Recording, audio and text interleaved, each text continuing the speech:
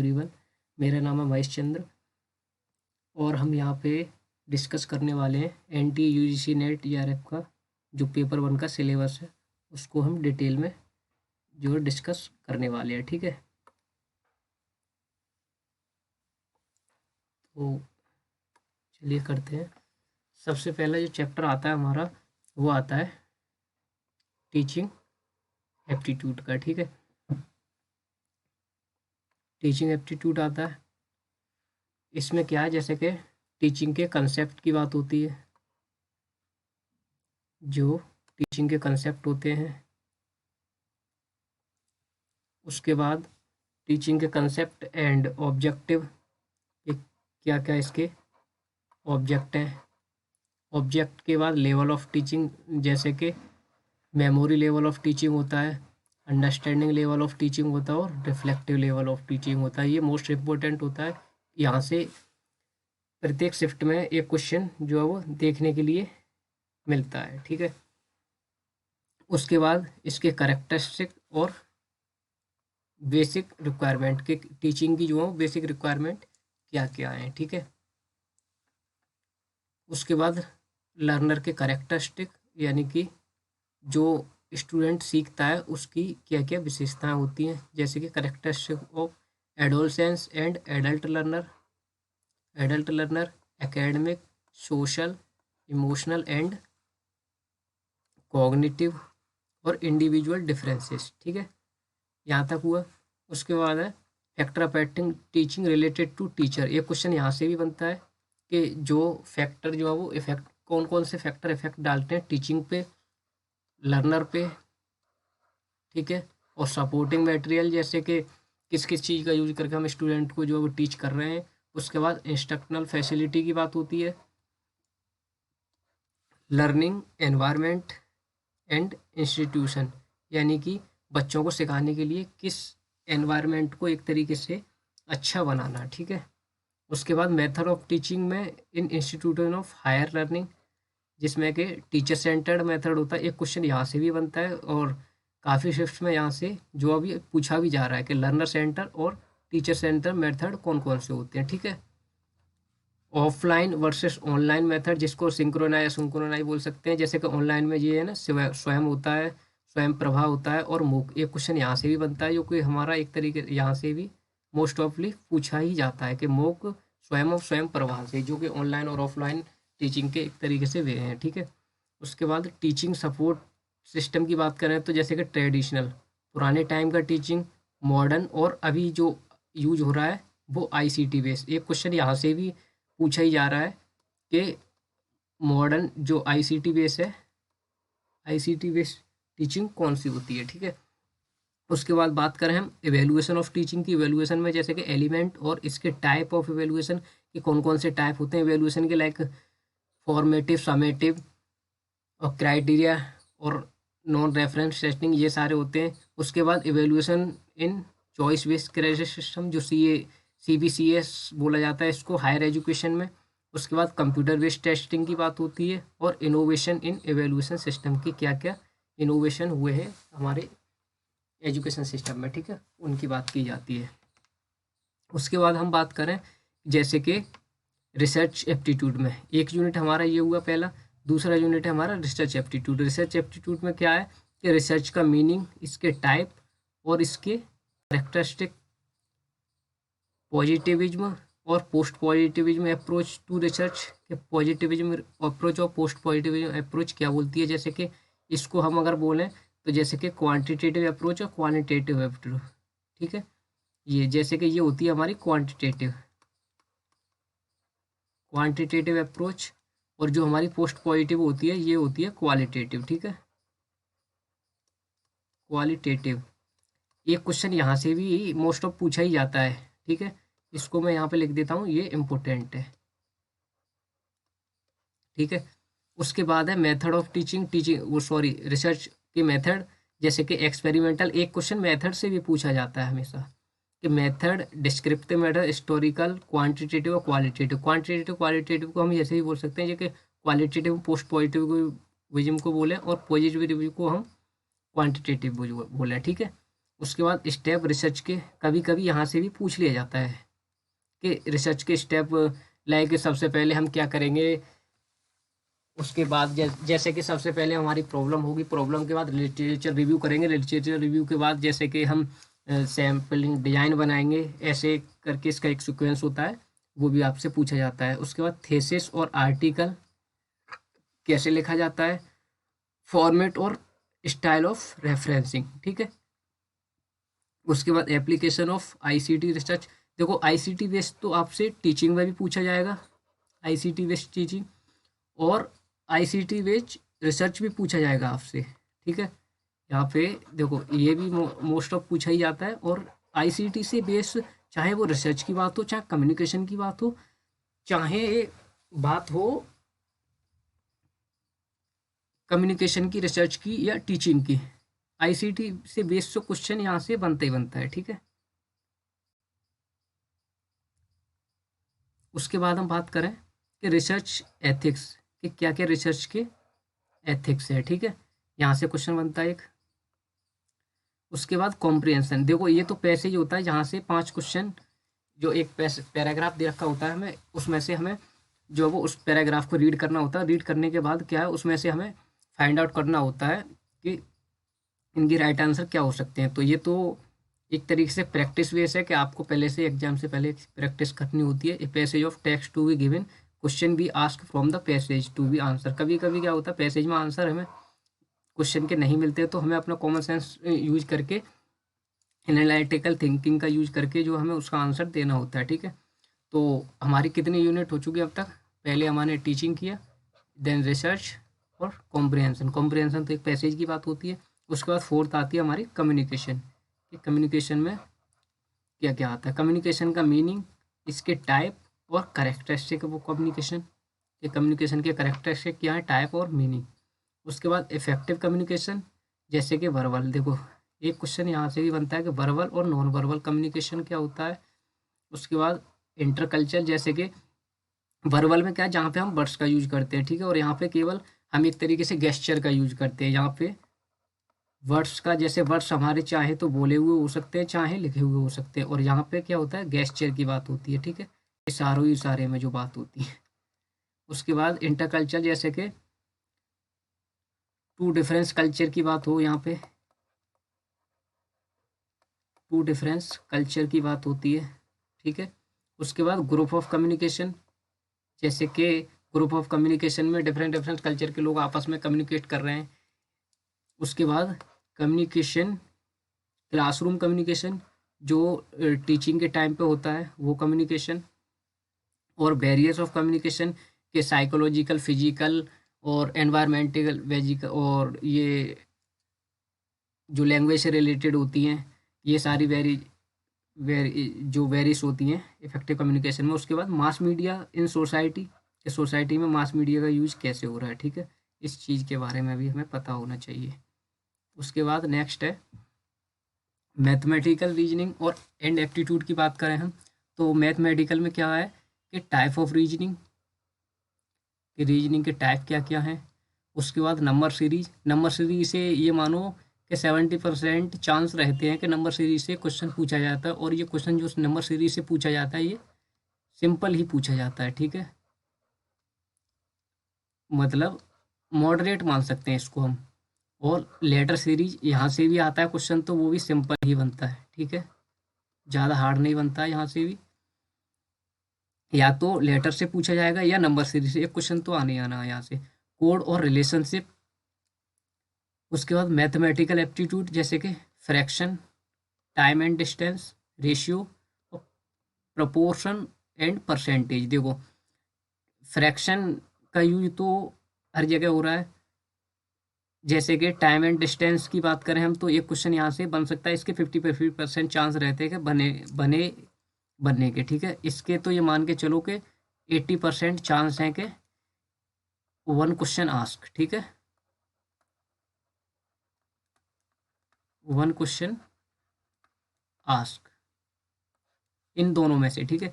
उसके बाद profit and loss, profit and loss में भी फ्रैक्शन का यूज होता है, ठीक है, और इंटरेस्ट में भी फ्रैक्शन का यूज होता है, ठीक है, और डिस्काउंटिंग में भी।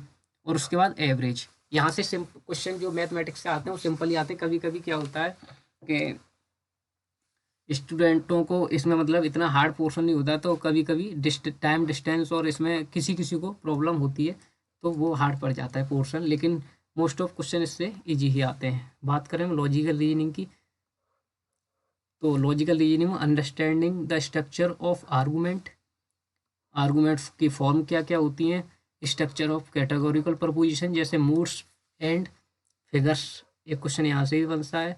फॉर्मल और इनफॉर्मल फैलेसी, यहाँ से तो 100% आता है क्वेश्चन, मोस्ट इम्पोर्टेंट है ये तो, ठीक है। उसके बाद हम बात करें use of language, connotation denotation, connotation denotation term का यूज किया है, जैसे कि एक कोई वर्ड दे दिया, इसका जैसे कि बुक, अगर हम बुक की बात करें तो बुक तो हो गई एक तरीके से हमारी, जैसे कि यूजीसी नेट की बुक है पेपर 1 की, तो ये बुक तो हो गई डेनोटेशन। अब इस बुक के बारे में जो फीचर होंगे, इसके फीचर होंगे, वो फीचर क्या होंगे, फीचर होंगे हमारे कॉनोटेशन, ठीक है, जिसके बारे में हम पूरी तरह से डिफाइन कर दें। डेनोटेशन यानी डिक्शनरी मीनिंग, ठीक है। उसके बाद क्लासिकल स्क्वायर ऑफ अपोजिशन, यहाँ से क्वेश्चन बहुत ही सिंपल पूछा जाए, स्क्वायर ऑफ अपोजिशन, इसको हम इन सब टॉपिक को हम एक एक करके आने वाले लेक्चर में कवर करेंगे, ठीक है। स्क्वायर ऑफ अपोजिशन से ये मानो 90% चांस रहते हैं कि क्वेश्चन बनेगा ही बनेगा यहाँ से, ठीक है। उसके बाद evaluating and distinguishing deductive and inductive reasoning, एक यहाँ से बनता है कि डिडक्टिव और inductive reasoning. Analogy, Venn diagram से भी एक क्वेश्चन बनता है। Simple and multiple use of establishing validity of argument. उसके बाद इंडियन लॉजिक, यहाँ से अभी कुछ ज़्यादा ही क्वेश्चन पूछे जा रहे हैं, तो ये मान के चलिए यहाँ से कम से कम जो है वो 2 क्वेश्चन यहाँ से आने हैं, ठीक है। इंडियन लॉजिक से मीन्स ऑफ नॉलेज, जैसे कि प्रमाणा, प्रत्यक्ष, प्रत्यक्ष को हम परसेप्शन बोलते हैं, अनुमाना को इन्फरेंस, उपमाना जिसको हम कंपेयर करते हैं दो चीज़ों को सेम, जैसे कि गुआवा, जैसे कि हम रेट को और माउस को करें। शब्दा, जैसे कि वर्बल टेस्टिमोनी होती है ये। उसके बाद अर्थापत्ति, जैसे कि इम्प्लीकेशन, यानी कि हम अपनी जो वो सेंस का यूज करके अर्थ निकालते हैं हम, ठीक है। उसके बाद अनुपलब्धि, जो नॉन एप्रिहेंशन होता है, नॉन परसेप्शन भी बोलते हैं इसको, किसी चीज़ के ना होने से जो हम वो आइडिया लगाते हैं, ठीक है। उसके बाद स्ट्रक्चर एंड काइंड ऑफ अनुमाना, उसका व्याप्ति, इनवेरिएबल रिलेशन, हेत्वाभास, फैलेसी ऑफ इन्फ्रेंस, ठीक है। ये हो गया हमारा लॉजिकल रीजनिंग का। ये सारे टॉपिक्स हम एक एक करके आगे जो है कवर करने वाले हैं अपने लेक्चरों में, ठीक है। उसके बाद आती है हमारी नेक्स्ट यूनिट डाटा इंटरप्रिटेशन, ठीक है। इसमें तो 5 क्वेश्चन पूछे जाते हैं, तो चाहे तो वो एक पैराग्राफ दे रखा होता है, जैसे कि आरसी दे रखा होता है, सेम ऐसे ही डीआई का दे रखा होता है, डीआई में से हमें क्वेश्चन सॉल्व करने होते हैं, ऐसे ही आरसी में होता है। बट इन दोनों यूनिट क्या है, हमें बार बार प्रैक्टिस करनी होती है। तो डीआई में क्या है, या तो इनकम एक्सपेंडिचर दे रखा होता है, base income expenditure base table दे रखा होगा, इनकम और एक्सपेंडिचर बेस दे रखा होगा, या प्रॉफिट एंड लॉस की बात करता है हमसे, या फिर रेशियो की, प्रॉफिट एंड लॉस बेस होगा, या फिर रेशियो होगा, लाइक जैसे कि इसमें दे रखा होता है, एक तरफ मेल का रेशियो दे रखा होता है और फीमेल का दे रखा होता है। हमसे ऐसे बेस बना के क्वेश्चन पूछा होता है, मोस्ट ऑफ या 2 वे टेबल दे रखा होगा, तो वो क्वेश्चन क्या होता है हमारा, सिंपल बन जाता है, ठीक है। 2 वे टेबल होता है, तो यानी कि यहाँ से भी क्वेश्चन ज़्यादातर बन ही जाता है बच्चों का, ठीक है। तो इसमें कुछ नहीं करने के लिए बस इतना ही है कि इसमें एक टेबल दे रखा होता है, उस टेबल से जैसे कि टेबल आपको किसी भी प्रकार से दे रखा होता है, जैसे कि bar chart, histogram, pie chart, table chart, line chart, कैसे भी मैपिंग ऑफ डाटा दे रखा होता है, जिससे इसमें थ्योरेटिकल नहीं आता है, इसमें ओनली न्यूमेरिकल आता है, ठीक है। वो भी हम आने वाले लेक्चरों में कवर करने वाले हैं। और फिर उसके बाद है ICT, information and communication technology, ठीक है। Information and communication technology, ICT, इसमें क्या आईसीटी के जनरल एब्रीविएशन पूछी जाती है एंड टेस्टिमोनी। एब्रीविएशन यानी कि जो उनकी फुल फॉर्म पूछी जाती है, जैसे कि हम बात करें MICR, magnetic ink character reader इन लाइक, और बहुत सारी होती हैं LCD की फुल फॉर्म। इन सब चीज़ों की फुल फॉर्म की बात की जाती है। बेसिक ऑफ इंटरनेट, इंटरनेट की बेसिक नॉलेज। इंट्रानेट क्या होता है? ईमेल, ईमेल की जैसे कि BCC फील्ड क्या होता है, CC फील्ड क्या होता है, टू फील्ड में यानी कौन किस किन लोगों को देख सकता है। उसके बाद ऑडियो और वीडियो कॉन्फ्रेंसिंग की बात की जाती है, और इसी में ज़्यादातर पूछा जाता है सिंक्रोनाइज असिंक्रोनाइज, इसमें भी पूछ लिया जाता है कभी कभी, क्योंकि वो तो ऑनलाइन और ऑफलाइन की बात हो रही है। उसके बाद डिजिटल इनिशिएटिव जो है वो हायर एजुकेशन में लिए गए हैं, यानी कि जो ICT बेस इनिशिएटिव है। उसके बाद ICT और गवर्नेंस, ठीक है, ये हो गया। उसके बाद हमारी यूनिट आती है next, people development and environment, ठीक है। पीपुल डेवलपमेंट एंड एनवायरनमेंट की बात होती है, तो यहाँ पे जैसे कि डेवलपमेंट एंड एनवायरनमेंट, जैसे कि MDG, मिलेनियम डेवलपमेंट और सस्टेनेबल डेवलपमेंट गोल, इन दोनों गोल्स में से एक क्वेश्चन तो मोस्ट ऑफ बनता ही है। जैसे कि अगर हम बात करें मिलेनियम डेवलपमेंट गोल की, तो ये 2015 तक थे, 2000 से लेके, और अगर हम इनकी बात करें तो 2015 से लेके 30 तक थे।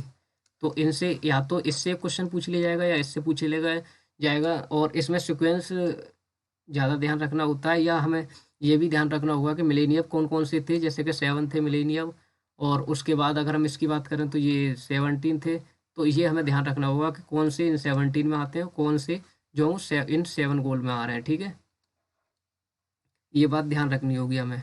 उसके बाद ह्यूमन एंड एनवायरनमेंट इंटीग्रेशन की बात, इंटरेक्शन की बात करें हम, ह्यूमन एंड इंटरेक्शन की बात करें, उसके बाद एंथ्रोपोजेनिक एक्टिविटी जो होती हैं एंड इसके इम्पैक्ट क्या होते हैं एंथ्रोपोजेनिक एक्टिविटी के, ठीक है। एनवायरमेंटल के इशू क्या क्या हैं, जैसे कि लोकल लेवल के इशू हैं या रीजनल लेवल के हैं, ग्लोबल लेवल के, जैसे कि एयर पोल्यूशन हो गया, वाटर पोल्यूशन हो गया, सॉइल पोल्यूशन हो गया, नॉइज़ पोल्यूशन हो गया।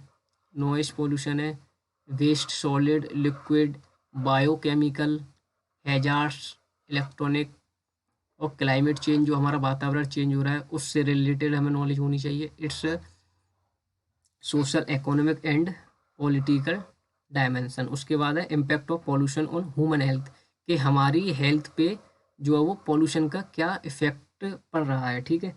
उसके बाद है नेचुरल एंड एनर्जी सोर्सेज, जैसे कि अब यहाँ से इसका सीक्वेंस भी बनता है कभी कभी कि किस चीज़ से हमें कितने एनर्जी कंज्यूम कर रहे हैं, कितना जो है वो हम एक तरीके से उत्पन्न कर रहे हैं विद्युत, जैसे कि सोलर है, विंड है इनकी, और सॉइल है, हाइड्रो है, जियोथर्मल है, बायोमास, बायोमास की बात करते हैं, न्यूक्लियर एनर्जी या फॉरेस्ट की बात करते हैं, इनका सीक्वेंस भी आता है। और ये हमें याद रखनी होती है कि कितने जो है वो मेगावाट की कौन सी चीज़ इलेक्ट्रिक जो है प्रोड्यूस कर रही है, ठीक है। नेचुरल हैजार्ड्स हैं, डिजास्टर मिटिगेशन स्ट्रेटजी हैं, एनवायरमेंटल प्रोडक्शन एक्ट है 1986, national action plan on climate change है जिसको हम बोलते हैं NPCC, इंटरनेशनल एग्रीमेंट होते हैं, efforts for monetary protocol, Rio summit, ये क्वेश्चन यहाँ से ही बनता है कन्वेंशन से, और जो समिट हुई है हमारी ऑन बायोडाइवर्सिटी, क्योटो प्रोटोकॉल है, पेरिस एग्रीमेंट, ये मान के चलिए आपके NPCC और जो क्योटो प्रोटोकॉल है, बायोडाइवर्सिटी, यहाँ से क्वेश्चन बनेगा। और उसके साथ साथ आपको MSD और MDG से क्वेश्चन बनता है, और एक इनके सीक्वेंस से, तो 3 तो यहाँ से लगभग ये मान के चलिए 5 में 3 क्वेश्चन तो हर बच्चा कर ही लेता है, ठीक है। 5-6 क्वेश्चन से ज़्यादा इससे पूछे नहीं जाते हैं। उसके बाद इंटरनेशनल सोलर अलायंस की बात होती है, ठीक है। बात करें हम लास्ट यूनिट की अपनी, तो इसमें क्या है, हायर एजुकेशन सिस्टम में institution of higher learning and education in ancient India, जो एंशियंट टाइम पे जो एजुकेशन कराई जाती थी उन कि जैसे कि नालंदा, तक्षशिला, विक्रमशिला, इनके बारे में हमें पता होना चाहिए। लाइक यहाँ पे लिख देता हूँ मैं, नालंदा है, तक्षशिला है,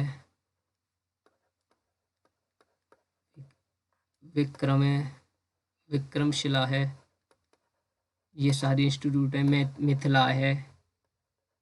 इनको हम आने वाले लेक्चर में डिटेल में कवर करने वाले हैं, ठीक है। उसके बाद एवेल्यूशन ऑफ हायर लर्निंग, यानी कि एवोल्यूशन कैसे हुआ हायर लर्निंग का, और research in post independent in India, के पोस्ट इंडिपेंडेंट के टाइम से अब तक जो चेंजेस हुए हैं, ठीक है। ओरिएंटल लर्निंग, कन्वेंशनल लर्निंग और नॉन कन्वेंशनल, यानी कि पुराने टाइम की एजुकेशन और अभी की एजुकेशन, और learning in program in India, ठीक है, जो पुराने टाइम की और अभी के टाइम की जो लर्निंग चल रही है। उसके बाद प्रोफेशनल और टेक्निकल स्किल बेस्ड एजुकेशन की, एक तरीके से टेक्निकल एजुकेशन की और स्किल बेस्ड एजुकेशन की, जो टेक्नोलॉजिकल एजुकेशन की बात हो रही है एक तरीके से, ठीक है, टेक्नोलॉजिकल एजुकेशन की बात हो रही है यहाँ पे। उसके बाद है वैल्यू एजुकेशन और एनवायरमेंटल एजुकेशन।